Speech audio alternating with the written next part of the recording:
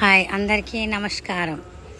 సొరకాయ పచ్చడి, సొరకాయ కూర అందరు చూసారు.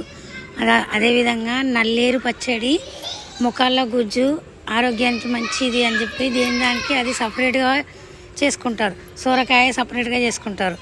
రెండు కలిపి పచ్చడి చాలా బాగుంటుందని చెప్పేసి రుచి చూడాలని చూసి నేను చేసినాక చాలా బాగా కుదిరింది. ఇది రెండోసారి చేయడము ఆరోగ్యానికి చాలా మంచిది.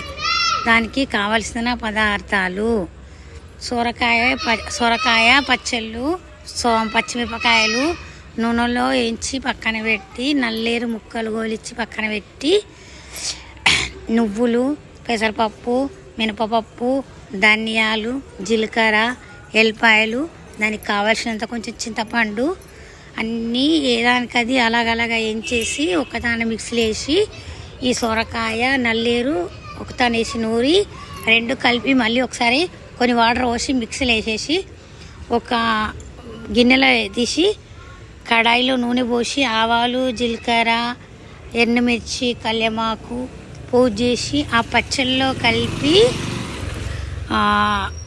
వేడి అన్నంలో నెయ్యి వేసుకొని పచ్చడి వేసుకొని తింటే అమృతం కూడా మనకి అంత టేస్ట్గా ఉంటుంది. ఆరోగ్యం.